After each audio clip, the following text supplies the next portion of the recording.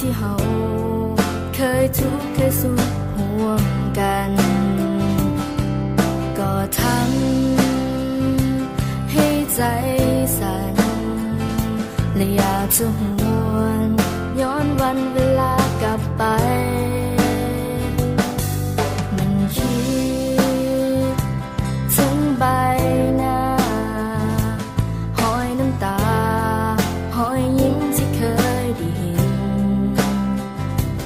คิดถึงสียิ้มนักเรียนมัธยมที่เคยเป็นและบอกเคยลืม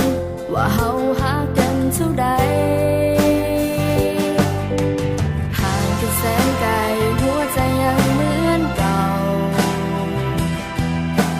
ห่างกันเท่าใดหัวใจเฮาเหมือนเดิม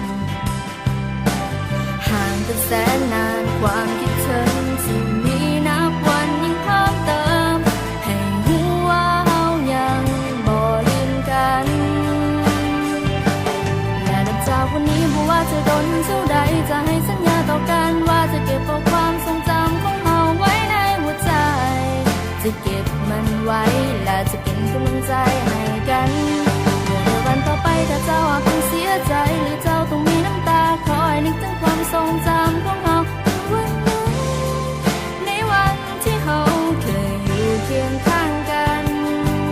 และมันยังคงจะเป็นแบบนั้นตลอดไป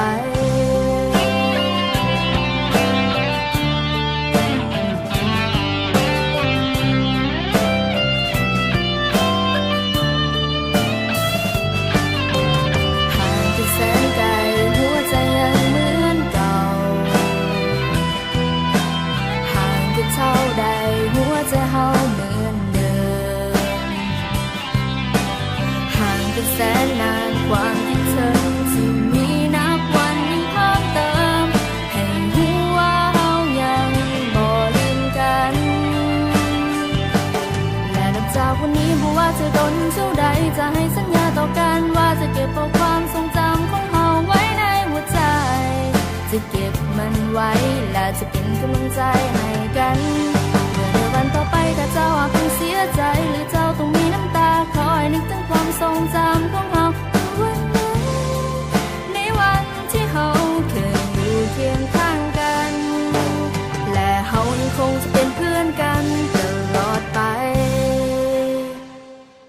และนับจากวันนี้บ่ว่าจะโดนเท่าใดจะให้สัญญาต่อกันว่าจะเก็บเอาความทรงจำของเฮาไว้ในหัวใจจะเก็บมันไว้และจะเป็นกำลังใจให้กันเมื่อในวันต่อไปถ้าเจ้าหากต้องเสียใจหรือเจ้าต้องมีน้ำตาคอยนึกถึงความทรงจำของเฮาเมื่อวัน